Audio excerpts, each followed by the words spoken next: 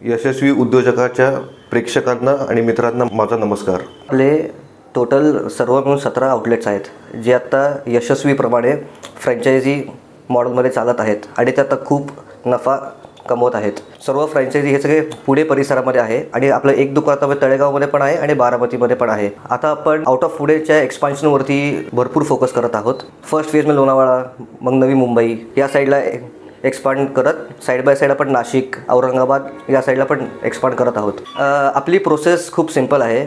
आपण आपल्या वेबसाईटवरती जाऊ शकता www.kakalve.com। तिकडे एक फॉर्मचं ऑप्शन आहे, ह्याच्यावरती क्लिक करून तुम्ही एक सिंपल फॉर्म भरून आपल्या फ्रँचायझीसाठी ॲप्लिकेशन करू शकतात। स्टोअरसाठी 600 स्क्वेअर फूटचं दुकान लागतं।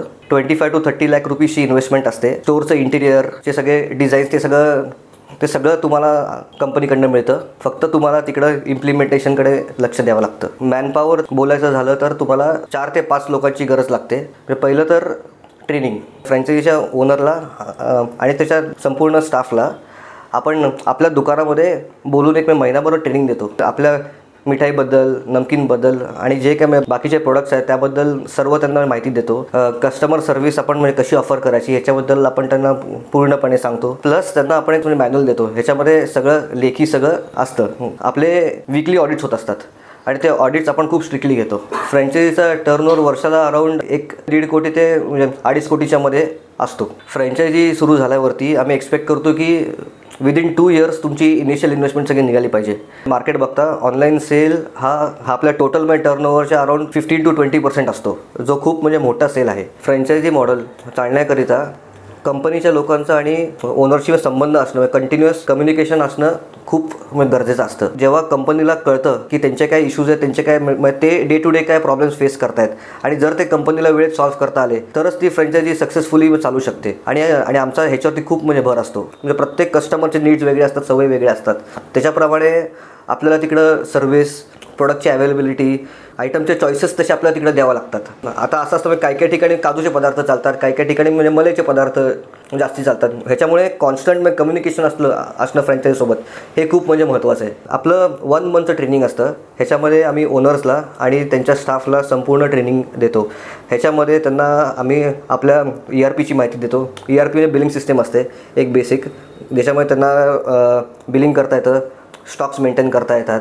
सो बेसिकली आपल्याकडे जरी सगळे सिस्टम जरी असले, कस्टमरची संवाद होणं हे खूप महत्त्वाचं आहे। आणि आपल्या ट्रेनिंगमध्ये त्यांना आपण संपूर्ण मालाची माहिती देतो, माल कसा चेक करायचा, कधी चेक करायचा, आणि जे कस्टमर जे प्रश्न विचारतात, जसे की 1 किलोत कंदी पेढे किती बसतील, तर हे तिकडच्या ओनर आणि त्या कंदी पेढ्यामध्ये काय काय इन्ग्रेडियंट असतात हे पण त्यांना क्लिअरली कस्टमरला सांगता आलं पाहिजे। आणि जोपर्यंत आम्हाला वाटत नाही की तो ओनर व्यवस्थित शिकला आहे किंवा तिकडचे सेल्समॅन ट्रेंड आहेत, तोपर्यंत आम्ही यांना दुकान चालू करून देत नाही। ओनरचा संवाद आणि ओनरचा प्रेझेन्स हा आमच्यासाठी खूप महत्त्वाचा आहे स्टोअरमध्ये। कारण आपला बिझनेस तुम्हाला नाव हे कस्टमर आणून देईल, पहिल्यांदी दुसऱ्यांदी तुम्हाला चान्स देईल, पण जर तुम्ही सर्व्हिस नाही दिली, माल फ्रेश नाही विकला, तर ते कस्टमर परत तुमच्याकडे येणार नाही। ओनरचं आणि स्टाफचं ट्रेनिंग एकदम व्यवस्थित होणार। फ्रँचायझी मॉडेलमध्ये आपण सर्व माल कंपनीकडनं सप्लाय करतो। फ्रँचायझी ओनरला तो आलेला माल व्यवस्थितपणे डिस्प्लेला लावून तो कस्टमरला विकायचा आहे, फ्रेश माल विकायचा आहे आणि व्यवस्थित विकायचा आहे। ब्रँडिंग आणि ॲडव्हर्टायझिंग हे सर्व कंपनीतर्फे होते। कंपनीचा या गोष्टीत त्या फ्रँचायझी ओनरला सपोर्ट मिळतो। आपल्या कंपनीची एक सेपरेट डेडिकेटेड म्हणजे मार्केटिंग टीम पण आहे की जी त्यांना याच्यामध्ये गाईड पण करते। जर समजा कुठलाही माल विकला नाही गेला तर तो माल कंपनी सगळा परत घेते। आता ह्याच्यामध्ये बरेच गोष्टी असतात, पण कंपनी फ्रँचायझी ओनरला सगळ्या गोष्टीमध्ये सपोर्ट करते।